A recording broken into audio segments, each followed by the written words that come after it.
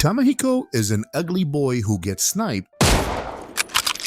But luckily, it wasn't a headshot, it was his arm. Because of this, his family thinks he's useless. So they decide to find him a hot waifu to at least make use of his meat and stop beating it with his one hand. However, before any of this, Tamahiko Shima's life was already a hot mess. But things took a turn for the worse when his mom bit the dust and left him with a dominant hand that's about as useful as a participation trophy. His dad, feeling super guilty and also kinda lazy, decides to solve all his problems by finding him a bride to take care of him because, you know, family members are just too busy binge-watching Netflix to lift a finger. One night, while Tamahiko is contemplating ending it all at the family villa in the mountains of Chiba, he hears a knock at the door. In walks Yuzuki, who introduces herself as his bride-to-be. He's surprised but welcomes her in and shows her to a room. The next morning, Tamahiko wakes up to find Yuzuki already on the grind, whipping up a culinary storm in the kitchen. She's like a ninja, minus the whole stealthy thing. She then insists on helping him wash his face, which is kinda awkward but also kinda nice. After chowing down on the delicious food she's prepared, he heads to take a bath. As he's soaking in the tub, he starts thinking about how annoying Yuzuki is, but in a weird way, he's grateful for the distraction. Just then, she bursts into the bathroom, offering to scrub his back. Despite his protests, she persists, and he starts thinking she's just a pampered princess who's never had to deal with real stress. But then she reveals she's got two things that keep her up at night.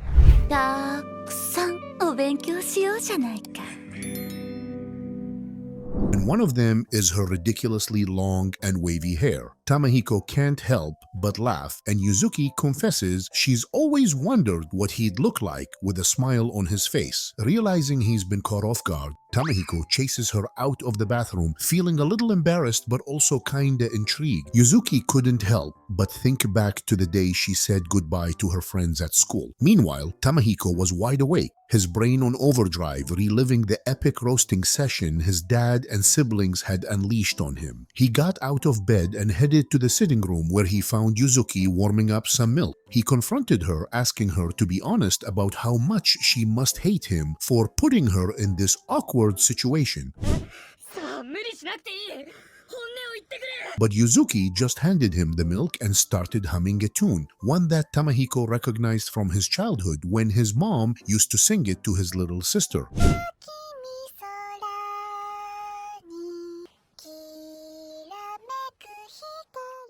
Yuzuki gave him a gentle hug, trying to comfort him as he started to get worked up about his useless arm. She opened up about how scared she was to marry a stranger, but how his kind treatment on her first day had given her hope that he'd come to care for her over time. Then she dropped a bombshell. She suggested they sleep together to celebrate their first New Year's night as a couple. Tamahiko's mind went into overdrive as he kneeled on his futon, realizing he'd never done that before. But when Yuzuki walked in with her own futon, he got it. She just meant they'd sleep in the same room. She clarified that they couldn't share a futon just yet since she was a virgin and wanted to save herself for him. The next morning, Yuzuki whipped up a delicious breakfast for Tamahiko, marking a sweet start to the new year. Tamahiko walks in on Yuzuki in the bathroom one morning and she freaks out. He quickly closes the door, shouting that he didn't see anything, which, let's be real, is probably a lie. You're a goddamn genius. That's the most outstanding answer I've ever heard. They apologize to each other over breakfast and things seem to go back to normal. But then Tamahiko receives a letter from his dad that totally crushes him. It turns out his dad has been telling people that Tamahiko died in the car accident with his mom just so his siblings can get married off without anyone thinking less of them because of Tamahiko's useless arm. Tamahiko stops eating and becomes a total mess, which worries Yuzuki. She finds him later with a fever and she takes care of him, trying to lift his spirits. He starts talking about how he wishes he were dead, but Yuzuki shuts that down fast, giving him a big hug instead. He breaks down in tears, and it's clear he's still got a lot of emotional baggage. When Tamahiko wakes up later, he's on the hunt for Yuzuki and finds her in the kitchen, singing and cooking up a storm. She checks his fever and gives him the all clear, telling him to take it easy and chill by the fire for a bit. Feeling guilty about ruining her favorite outfit, Tamahiko suddenly suggests they take a trip to Tokyo. Yuzuki's face is lit like a TikTok filter,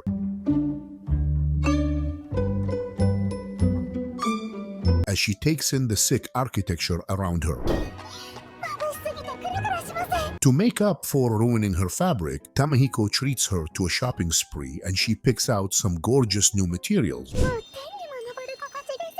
Later, they grab ice cream at a spot that's low-key, giving them major FOMO vibes. Tamahiko can't help but feel like the third wheel as he watches a happy fam jamming together, and it's a harsh reminder of his own rough childhood. After their Tokyo adventure, they head back to Chiba on the train, where Yuzuki opens up to Tamahiko about her decision to cut ties with her parents, telling him that it's better for his mental health if he thinks of her as gone.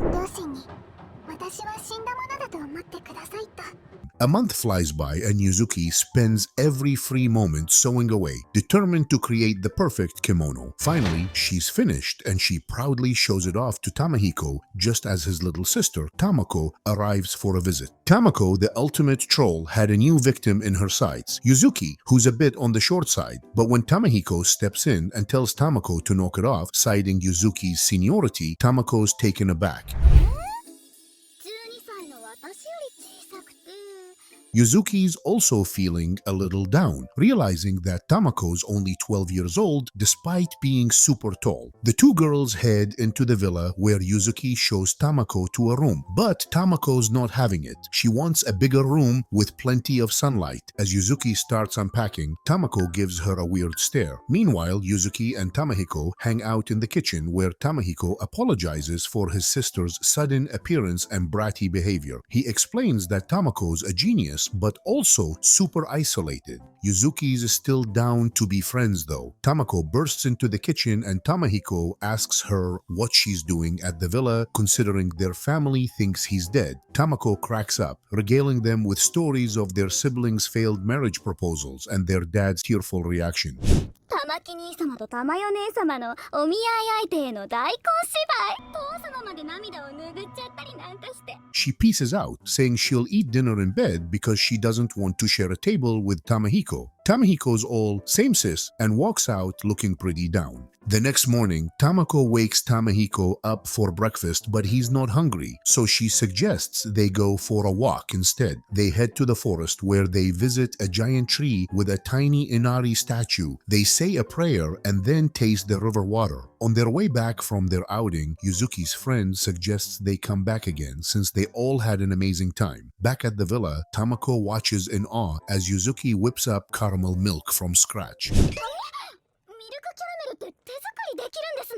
She can't help but wonder why Yuzuki would go to so much trouble for someone, especially since she was sold to pay off a debt. Yuzuki simply shrugs it off, saying her body just moves on its own when she thinks about doing something for Tamahiko. Later, as Yuzuki hands Tamahiko a glass of caramel milk, Tamako can't help but feel a pang of jealousy as they feed each other. When Yuzuki offers her some, Tamako loses her cool, tossing the caramel on the floor and storming out of the room, calling them a pair of idiots. That night, as the rain poured down like a sad TikTok video,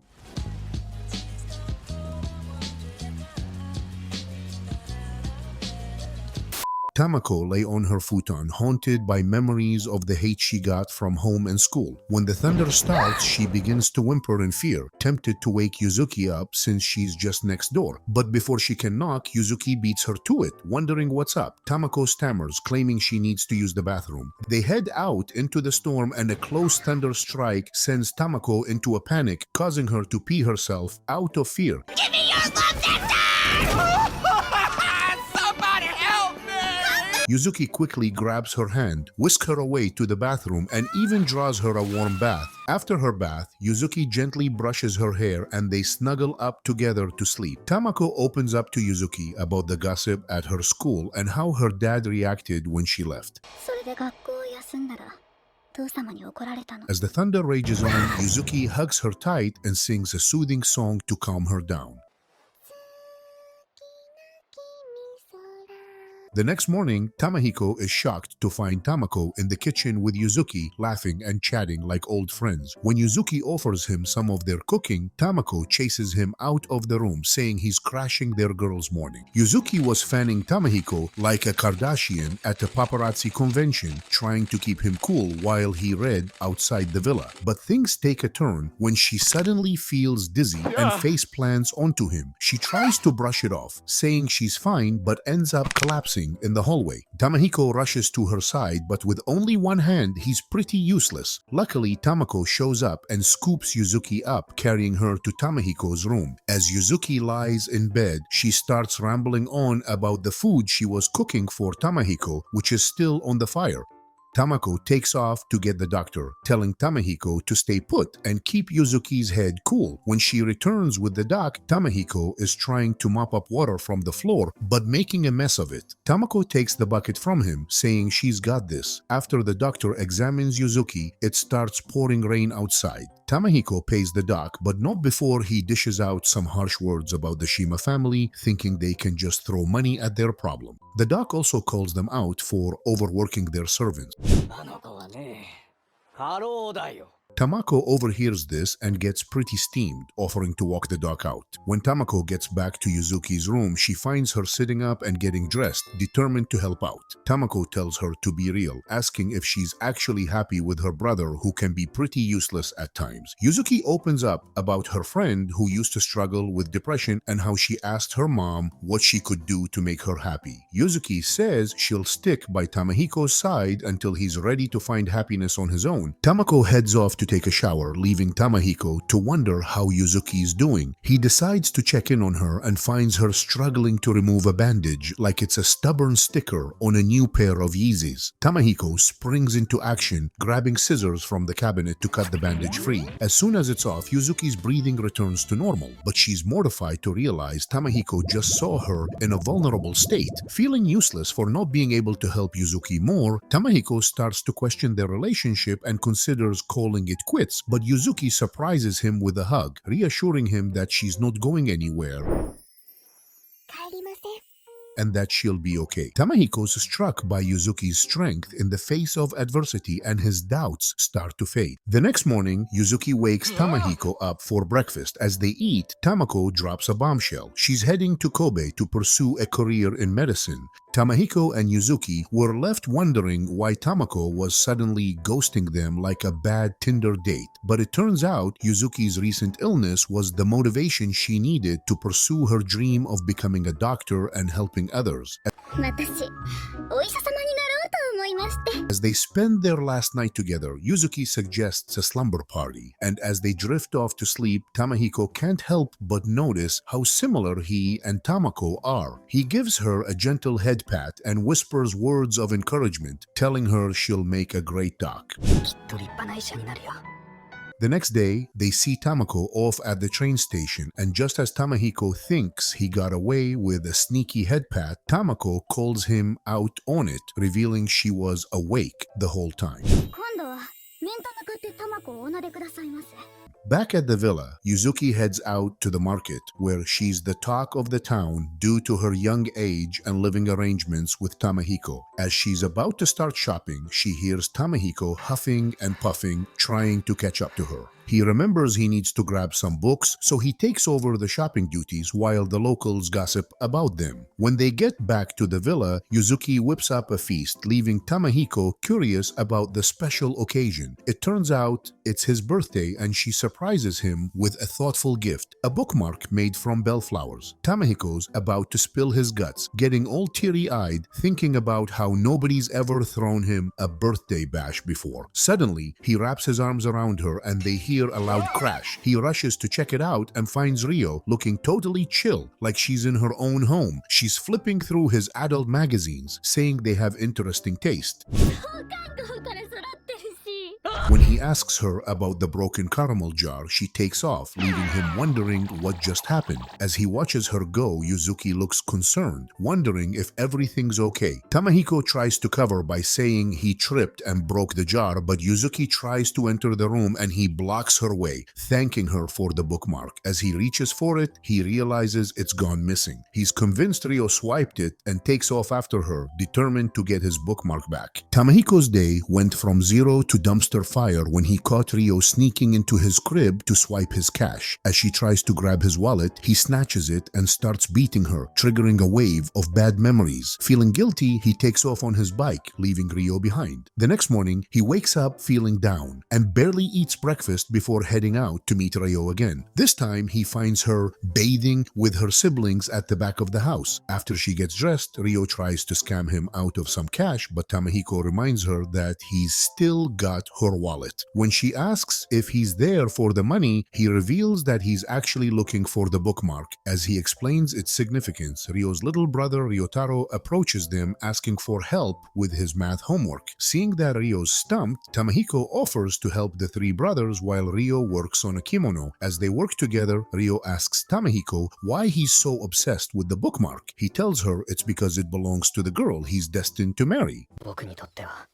価値あるかけがえのないものだ The kids show him their math problems, and after he gives them a thumbs up, he asks for his bookmark back. Just then, Ryo's dad shows up, and Ryotaro tells Tamahiko to make a quick exit to avoid getting beaten. Feeling down again, Tamahiko heads back to the villa, wondering how he'll face Yuzuki's kindness. He goes straight to bed, unable to shake off his guilt. Tamahiko woke up to Ryo's voice, like a Snapchat notification from his ex, unwanted and uninvited. He strolled out to find Ryo chilling with Yuzuki, and things quickly went from 0 to 100. Ryo started spinning a web of lies, claiming she was Tamahiko's side chick, 出かけの私と楽しくやればいいもんね and even whipped out the bookmark as proof. Yuzuki wasn't having it though. She snatched that bookmark, ripped it to shreds, and dipped out like a ghost. Tamahiko chases Ryo out of the house while he picks up the pieces. In his room, Yuzuki calls him for breakfast. After breakfast, she starts washing and he watches her. Suddenly, the telephone rings. Tamako has called to wish him a happy birthday, saying she's sure Yuzuki did something for him. By the way he responds, she realizes something is wrong, so he tells her about the bookmark situation. Tamako explains to him about the flower language of expressing feelings and that the bellflower means unchanging love. Hearing this, he feels awful and cuts the call. He returns to his room and starts gluing the bookmark back together. He falls asleep at the desk. Yuzuki is calling him for dinner. When she finds him asleep, then she sees the bookmark. He wakes up and continues while she watches. When he is done, he shows it to her and she replies that it smells like glue and him.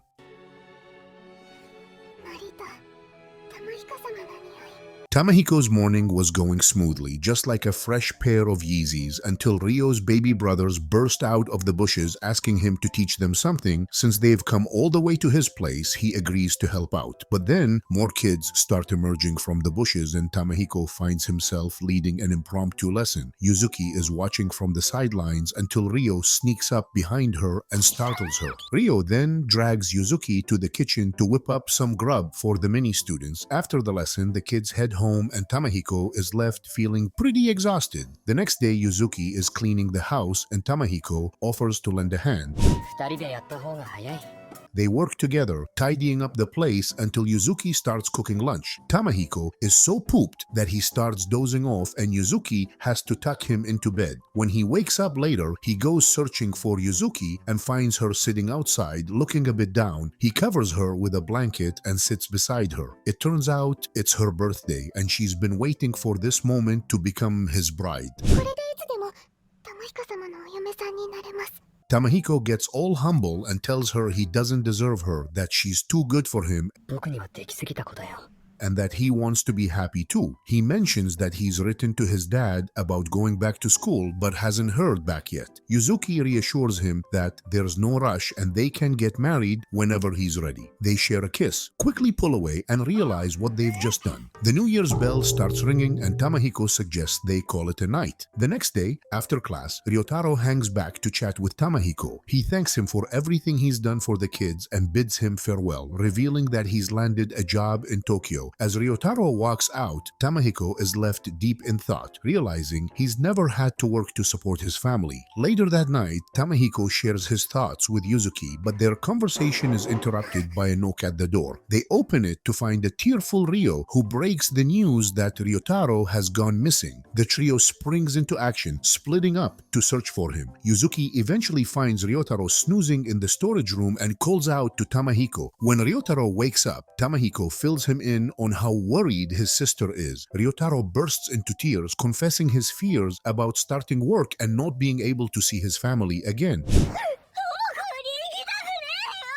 Tamahiko reassures him that with hard work, he'll earn time off to visit his loved ones. He shares a story about a servant who even invited his family to Tokyo. Just then, Ryo bursts in, gives Ryotaro a big hug, and tells him he doesn't have to take the job if he's not ready. Ryotaro composes himself, saying he's good to go. The next day, the whole gang, including Yuzuki and Tamahiko, escorts Ryotaro to the train station. They bid him a tearful farewell as the train departs, then head back home. Tamahiko gets a letter from his uncle Tamasuke, who's like his ultimate plug and he's willing to help him get back to school. He calls to thank him and keeps studying hard to skip a grade and start in the second grade. One of the kids he tutors bursts into the villa with a newspaper, super stoked to show everyone that Kotori, a musician, is performing at the station. Tamahiko suggests they all check it out and they're totally captivated by her songs.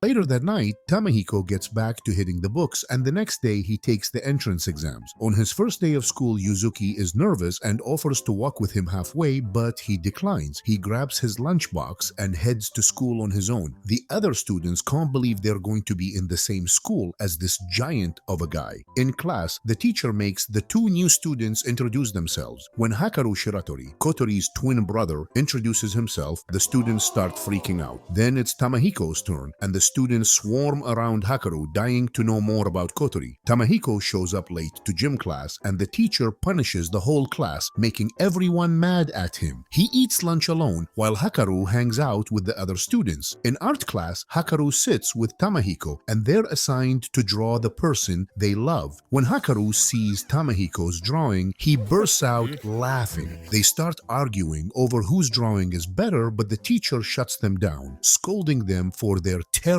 artwork. After school, Hakaru heads to Tamahiko's villa to work on an assignment from their teacher to draw each other. When he arrives, he meets Yuzuki and they retreat to a separate room to get started. As they draw, Hakaru can't help but comment on Yuzuki's amazing smile. Tamahiko agrees, admitting that it makes him happy, 僕もあの笑顔が好きなんだ。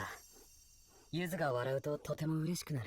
but quickly realizes what he said and makes a hasty exit, claiming he needs to grab more tea. In the kitchen, Hakaru overhears Tamahiko spinning a yarn to Yuzuki about having an awesome first day. When Tamahiko returns to the room, Hakaru calls him out on it, saying that while he might have lied with good intentions, it's not cool to make Yuzuki smile with a FIB. Instead, he should strive to make the truth just as uplifting. Just then, Yuzuki invites them to dinner and Hakaru eagerly obliges. After taking a bite, he declares that Yuzuki's cooking is so good that she'll have to feed him again next time he visits. The next day, Hakaru returns to the villa with his twin sister Kotori in tow. Yuzuki's face lights up when she sees Kotori and it's clear she's stoked to have her around. Kotori hits up Yuzuki, begging her to school her on the ways of love,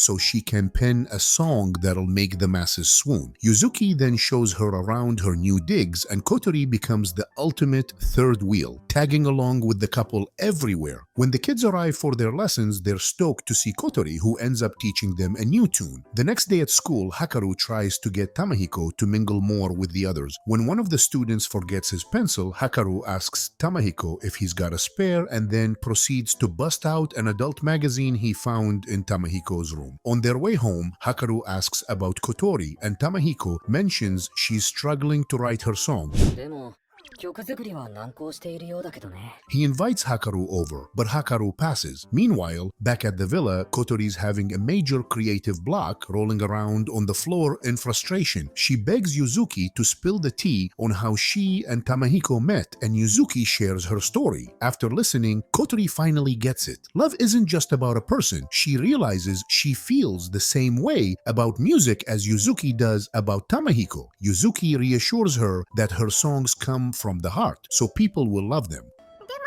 楽しみにしていますね。カトリちゃんの恋の歌。 Kotori gets a little down, saying Hakaru was the first one to fall in love with music, but Yuzuki's words of encouragement help her see things in a new light. Tamahiko fills Yuzuki in on his suspicion that Hakaru's been avoiding Kotori, and she agrees. She shares what Kotori told her about Hakaru being the first to fall in love with music, which sparked Kotori's own passion. The next day at lunch, Tamahiko confronts Hakaru about the situation. Hakaru opens up about how he fell for music first, and Kotori followed suit. When he got sick, he handed over his guitar to Kotori, promising they'd jam together again someday. But after his recovery, he backed out, feeling like he was way behind Kotori, who'd gained years of experience and fame. Tamahiko relates to Hakaru's feelings, sharing how he used to wake up depressed every day after losing his hand. But then Yuzuki came along, and his world started expanding, filling up with people he couldn't live without.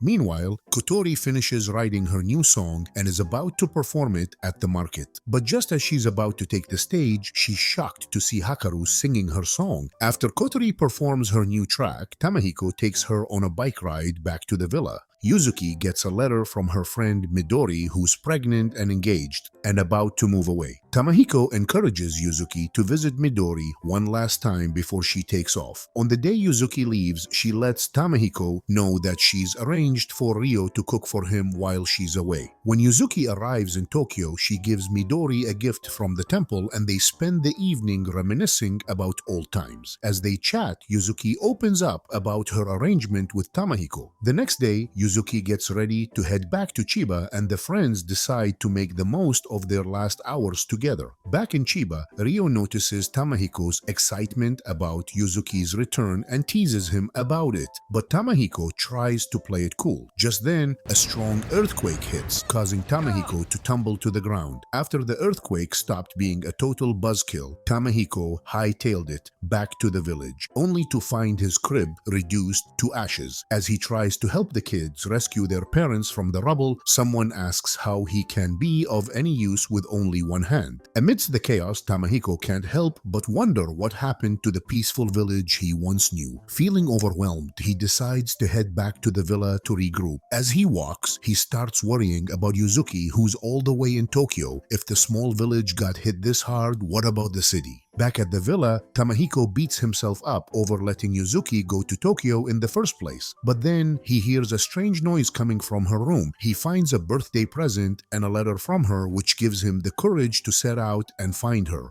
Tamahiko meets up with Ryo and the kids, and Ryo insists on tagging along to help find Ryotaro. After telling the kids to take the homeless and injured to his villa, they set off for Tokyo. When they arrive, they're met with a scene of devastation. Buildings are destroyed, and people are rushing to the only standing structure, the station, for treatment and shelter. Tamahiko frantically searches for Yuzuki, calling out her name until he's overwhelmed and passes out. When he comes to, he's in the station with his uncle Tamasuke taking care of him. Despite his urge to start searching for Yuzuki, Tamasuke advises him to take it easy, explaining that finding a young girl in the chaos will be tough. Tamahiko is determined though, ユズは生きているに決まっています。 and Tamasuke is curious to meet the girl who's had such a positive impact on Tamako and Tamahiko. The next day, Tamako joins them and they decide to split up to cover more ground. Tamako and Tamahiko continue their search for Yuzuki. As night starts to fall, Tamahiko overhears some guys talking about the lives lost, and he confides in Tamako about his fears of losing Yuzuki.